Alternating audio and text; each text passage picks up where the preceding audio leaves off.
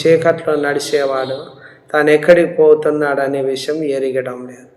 భూమి మీద మీ కొరకు ధనాన్ని కూర్చుకోవద్దు, ఇక్కడ చిమ్మెట తుప్పంతా తినేస్తున్నది, దొంగలు కన్నం వేస్తూ ఉన్నారు. ఇది లోకంలో ఎక్కడ చూసినా ఒకరినొకరు తొక్కుకుంటూ వేల కొలది జనులు కూడినారు.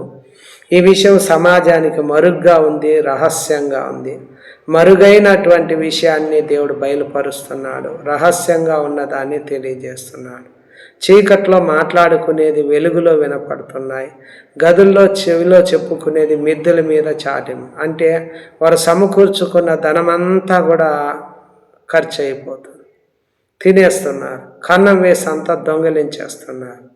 ఎలా ఈ ధనం అయిపోతుందంటే తండ్రి మొదట దేవుని యొద్ద నుండి ఒక వ్యక్తి మనం దూరం అయిపోయిన కారణంగా గొర్రెల వలె త్రోవ తప్పి ప్రతివారం వాళ్ళు ఇష్టమైన త్రోవలోకి వెళ్ళిపోయినారు.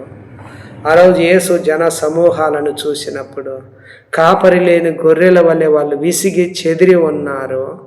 అదేవిధంగా ప్రభువు మనుషులు తమకిష్టమైన త్రోవలోకి వెళ్ళిపోయినారు, తండ్రి దేవుని యొద్ద నుండి దూరం అయిపోయినారు. అందువల్లనే ప్రభు అంటున్నాడు ఒక ఉపమానం, ఒక మనిషికి 2 కుమారులు ఉండిరి. వారిలో చిన్నవాడు తండ్రి ఆస్తిలో నాకు వచ్చు భాగం ఇమ్మని తన తండ్రిని అడిగినప్పుడు అతడు వారికి తన ఆస్తిని పంచిపెట్టాడు. కొన్ని దినాలైన తర్వాత చిన్న కుమారుడు సమస్తాన్ని కూర్చుకొని దూరదేశాన్ని ప్రయాణమైపోయి అచ్చట తన ఆస్తిని దుర్వ్యాపారం వలన పాడు చేసేసినాడు.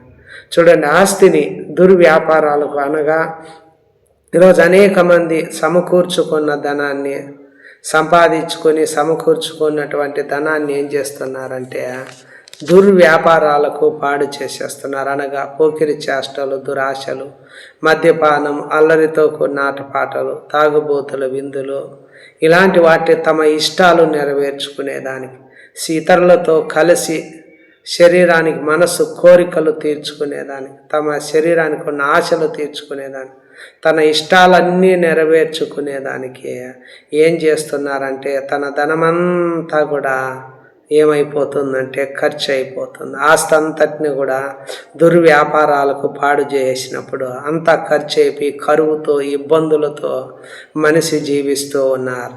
తర్వాత అతని జీవితంలో ఎవరు ఏమీ సహాయము చేయలేనటువంటి పరిస్థితుల్లోకి వెళ్ళిపోతాడు. కావుననే